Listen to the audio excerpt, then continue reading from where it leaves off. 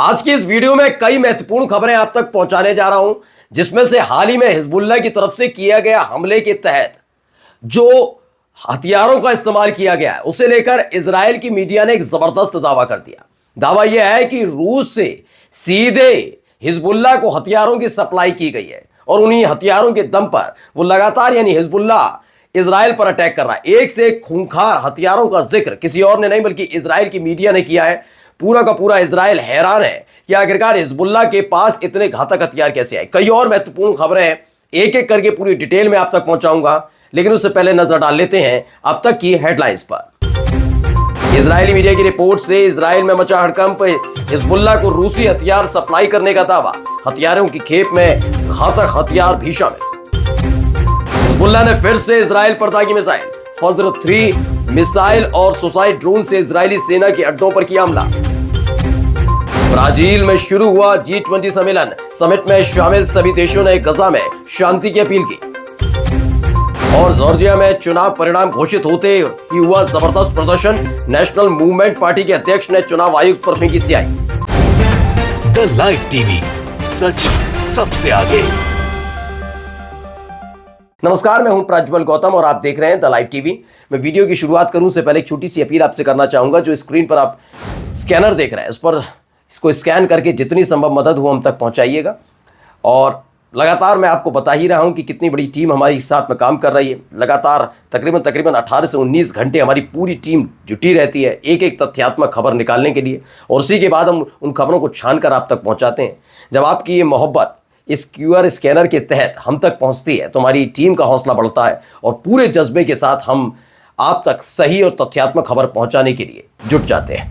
यही नहीं, इसी के साथ आपका एक एक कमेंट, एक एक लाइक हमारे लिए बहुत महत्वपूर्ण है। यही नहीं, शेयर भी आप जो करते हैं उससे भी हमारी टीम का हौसला बढ़ता है, मेरा हौसला बढ़ता है। तो इस हौसले को, अपने भाई के हौसले को बढ़ाए रखिएगा। और अब सीधे आपको खबर की तरफ लेकर चलता हूं। पहले जो खबर आई है महत्वपूर्ण, वो आपको दिखाने जा रहा हूं। खबर जो सबसे पहली और बड़ी खबर है, क्योंकि अब तक कहा जाता रहा है कि ईरान हमेशा हिजबुल्लाह को हथियार सप्लाई करता है, ड्रोन, मिसाइल, रॉकेट, जो भी हथियार, बम, गोला बारूद, जो भी वहां पर उसका परीक्षण होता है, सफल परीक्षण होता है, उसके बाद वो एक सेना को खेप भेज दी जाती है, एक भेज दी जाती है हिजबुल्लाह को। लेकिन अब एक बड़ी खबर, और सीधे सीधे से इजराइल की मीडिया की तरफ से बताया गया। क्या खबर है, पढ़िए। इजराइल हयूम अखबार है, उसने बताया कि इजराइल हिजबुल्लाह तक पहुंचे, मतलब हिजबुल्लाह तक पहुंचे रूसी हथियारों की खेप बहुत हैरान कर देने वाली है, जिससे इजराइल हैरत में। खबरों के मुताबिक सीरिया में रूसी और सीरियाई सेनाओं के भंडार तक उनके हथियार पहुंचे हैं। इसी के साथ साथ दक्षिणी लेबनान में भी रूस ने हथियारों की सप्लाई की है। इसका दावा इजराइल का अखबार करता है। सीरिया का जिक्र मैं इसलिए भी कर रहा हूं क्योंकि आपको सीरिया के साथ साथ इराक भी याद होगा, जब इराक ने एक दिन पहले ही एक बड़ा हमला इजराइल के सैन्य अड्डों पर किया, और उसके बाद अब यह दावा किया जा रहा है कि हिजबुल्लाह तक भी वही हथियार लगातार पहुंच रहे हैं। चलिए कुछ इससे जुड़ी हुई तस्वीरें भी दिखा देता हूं। ये पहले देखिए, एक rocket fired from Lebanon has stuck, यानी लेबनान से दागा गया एक रॉकेट जो इजराइल है वहां के बेट लिंड के इजरायली सैन्य अड्डे पर हमला हुआ है, इस बात का दावा किया गया और इस वीडियो को जारी भी किया गया है। ये देखिए, ये वीडियो पहले मैं आपको दिखा देता हूं क्या वीडियो है। इस वीडियो में कई लोग आपको खड़े हुए नजर आ रहे होंगे। 7 सेकंड की इस वीडियो में काफ़ी कुछ चीज़ें, सिर्फ 7 सेकंड के अंदर आप समझ जाएंगे कि हिजबुल्लाह किस तैयारी के साथ लगातार हमला बोल रहा है। तो ये वीडियो आपके सामने है। इसी को लेकर दावा किया गया है कि जो इजराइल का सैन्य अड्डा है उस पर यह हमला किया गया है।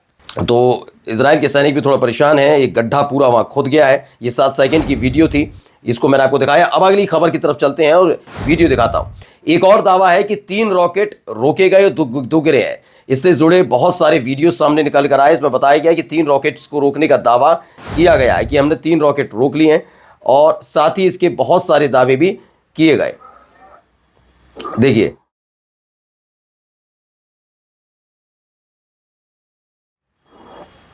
देखिए आसमान में आपको नजर आ रहे होंगे, ये इंटरसेप्ट करने का दावा किया गया है कि 3 रॉकेट थे, उनमें से हमने रोके हैं। कई ऐसे दावे के साथ कई वीडियो सामने आए।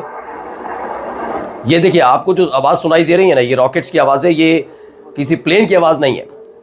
दनादन जो दागे जा रहे हैं रॉकेट्स, उसकी एक वीडियो जारी की और ये दावा किया गया है कि हमने इन रॉकेट्स को रोका। सायरन भी बज रहा है। तो ये वीडियोस मैं इसलिए आपको दिखा रहा हूं क्योंकि एक दावा इजराइल की तरफ से भी किया जा रहा था कि हमने कई रॉकेट्स रोके हैं।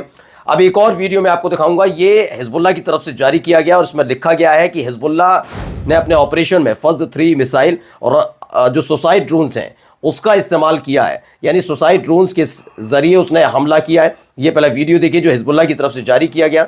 इसी के साथ बताया गया कि हमने इजरायली सेना पर जो हमला किया है स्टेला मैरिज बेस पर, और खासकर उसके नौसैनिक मिशन इकाई है जो शाइटेट 13 है उसके मुख्यालय को निशाना बनाया। हिजबुल्लाह ने उसके लिए बाकायदा एक वीडियो भी जारी की है। ये वीडियो आप देख सकते हैं। इस वीडियो में जो जिस तरह से उसने अपने ऑपरेशन को फज्र-3 मिसाइल के जरिए, सुसाइड ड्रोन के जरिए अंजाम दिया, उसकी एक एक तस्वीर को दुनिया के सामने रखा है, यानी दुनिया से साझा किया है कि इस तरह से हमने इजराइल के सैन्य अड्डे को निशाना बनाया, उसके एक मुख्यालय को निशाना बनाया है।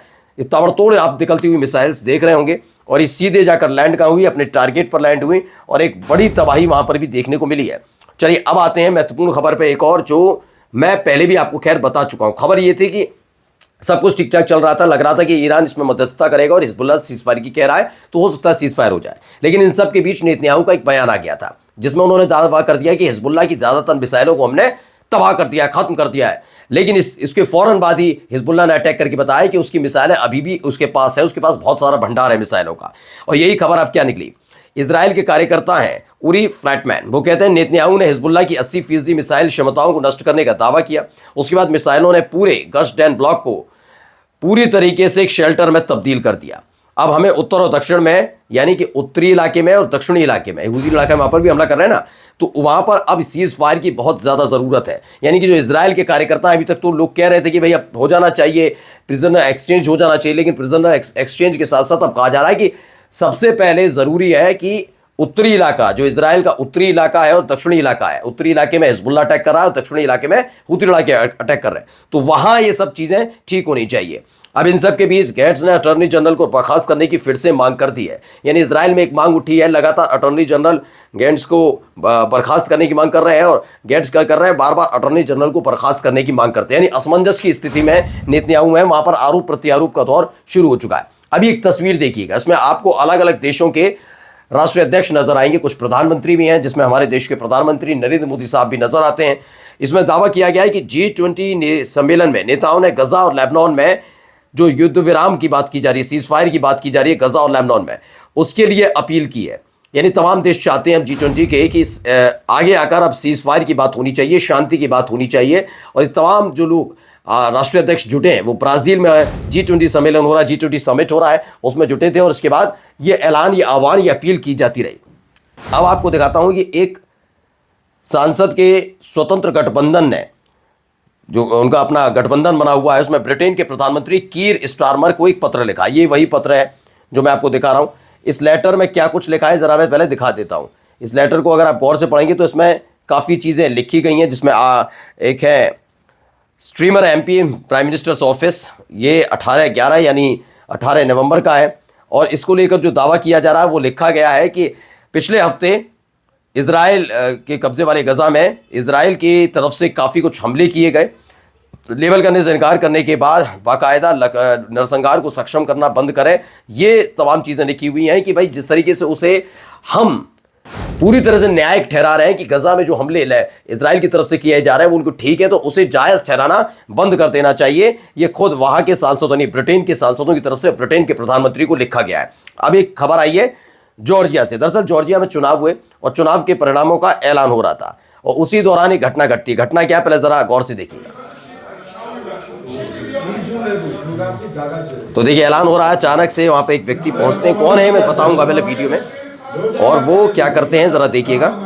जो वहां स्याही रखी हुई थी उसकी एक डिब्बी उठाते हैं और फिर जो मुख्य चुनाव आयुक्त हैं उनके चेहरे पर फेंक देते हैं, स्याही फेंक देते हैं। फिर कुछ लोग उठकर आते हैं और उनको ले जाते हैं। कौन है मैं बताऊंगा। फिलहाल आप चेहरा आप रंगा हुआ देख सकते हैं, काली स्याही उनके चेहरे पर बड़ी है। इलेक्शन कमीशन के जो कमिश्नर है, इलेक्शन कमिश्नर है जॉर्जिया के, उनके। तो खबर क्या है, खबर थोड़ा मैं बता देता हूं। खबर यह है कि during Georgia CEC emergency meeting, क्या इमरजेंसी मीटिंग थी, जॉर्जिया की CEC की आपातकालीन बैठक चल रही थी। इसमें नेशनल मूवमेंट पार्टी के प्रमुख है डेविड कर्तारदजे, इन्हीं ने CEC यानी चुनाव आयुक्त के चेहरे पर, यानी जिनका नाम है ज्योर्गी कलंद्रिशविली, उन पर काला रंग डाल दिया। बताया गया कि मुख्य चुनाव आयुक्त नतीजे बता रहे थे, उसी समय उनके ऊपर काला पेंट फेंक दिया गया। जॉर्जिया में रविवार को चुनाव आयोग की प्रेस कॉन्फ्रेंस के दौरान ये तमाम चीजें देखने को मिली। वहां संसदीय चुनावों की घोषणा करते हुए उस दिन एक व्यक्ति ने काला पेंट उन पर फेंक दिया जो वहीं की एक पार्टी के अध्यक्ष है। अब एक और वीडियो निकलकर सामने आई, इसमें देखिए चुनाव नतीजों के खिलाफ जॉर्जिया के तिबिलिसी में भारी विरोध प्रदर्शन चल रहा है। ये लोग किस तरह से नारेबाजी कर रहे हैं, नारेबाजी के साथ साथ विरोध जताया जा रहा है जो कुछ हो रहा है। देखिए पहले वीडियो। तो लोग सड़कों पर उतरे हैं और जो जॉर्जिया में नतीजे बताए जा रहे हैं उसको लेकर ये बताया जा रहा है कि खुश नहीं है वहां की जनता, और यही एक वजह है जिसके चलते अब विरोध प्रदर्शन वहां पर हो रहा है। चलिए अब आते हैं ईरान पर। दरअसल ईरान को लेकर एक खबर आई है, close Tehran Riyadh tie serve interest of both countries entire region. Iran deputy FM कहते हैं कि यानी जो फॉरेन मिनिस्टर है वहां के फॉरेन उप मिनिस्टर है यानी कि डिप्टी मिनिस्टर है, उन्होंने क्या कहा, तेहरान रियाद संबंधों को बंद करने से दोनों देश पूरे क्षेत्र के हितों की पूर्ति होगी। क्या राजनीतिक मामलों के लिए ईरानी उप विदेश मंत्री का कहना है कि इस्लामिक गणराज्य यानी ईरान और सऊदी अरब के बीच सौहार्दपूर्ण संबंध से न केवल दोनों देशों को बल्कि पूरे पश्चिमी एशिया क्षेत्र को फायदा हो सकता है, यानी मजबूत होने जा रहे संबंध। इस बात का दावा प्रेस टीवी की इस खबर की तरफ से कहा गया कि ईरान और सऊदी अरब करीब आ गए। ऐसे वक्त में साथ आ रहे हैं जब खुद ही जो सऊदी अरब है उस पर कई आरोप लगते रहे। अब ऐसे में ईरान उसके साथ अपने संबंध बढ़ा रहा है।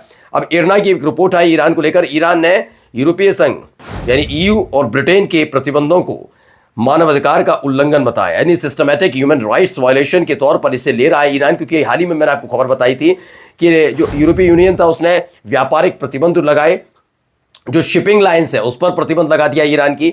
इसके बाद तेहरान की तरफ से एक रिएक्शन आया, रिएक्शन है। इरना की रिपोर्ट है कि तेहरान ने ईयू और ब्रिटेन द्वारा उनके देश के खिलाफ लगाए गए प्रतिबंधों की जो बैन लगाया गया उसकी निंदा करते हुए कहा कि ईरान के नागरिक उड्डयन और शिपिंग जो व्यापार है, जो उद्योग है, उस पर प्रतिबंध लगाना ये सिस्टमैटिक तौर पर एक ह्यूमन वायलेशन है और ये उसी का उदाहरण है। खैर अगली खबर एक व्हाट्सएप की जो खबर निकल कर आई है उसको मैं बताता हूं कि ये लगातार आप तक भी शायद पहुंच रही होगी। इसमें बताया गया है कि अब तक गजा में क्या कुछ नुकसान, क्या कुछ चीजें हो रही हैं, उसको लेकर कई दावे किए गए। जरा इसको मैं पढ़कर बताता हूं। देखिए इसमें क्या क्या है। एक व्यक्ति रोता हुआ, मलबा चारों तरफ, Israeli attack on Gaza civil defence. अब तक 85 लोगों के मारे जाने की दावा किया गया, डिटेन 20 किए गए, 301 घायल हुए हैं, व्हीकल्स को टारगेट 56 व्हीकल्स को टारगेट बनाया गया। ऐसी काफी कुछ जानकारी इसमें कुछ जो न्यूज है उसकी तरफ से दावा किया गया है। यानी कुल मिलाकर आज की ये महत्वपूर्ण खबरें मैंने अब तक इसलिए पहुंचाई क्योंकि दोस्तों अभी हिजबुल्लाह की तरफ से जो अटैक किया गया वो सबसे महत्वपूर्ण खबरों में से एक थी। हिजबुल्लाह ने जब उस पर अटैक किया उसके बाद अब ये इजराइल का मीडिया का कहना है कि ये हथियार रूस की तरफ से पहुंचाए जा रहे हैं। यकीन मानकर चलिए मिडिल ईस्ट में अगर इस तरह की गतिविधियां हुई हैं जैसा दावा इजराइल की मीडिया ने किया है तो वाकई कुछ बड़ा होने जा रहा है। नमस्कार। द लाइव टीवी, सच सबसे आगे।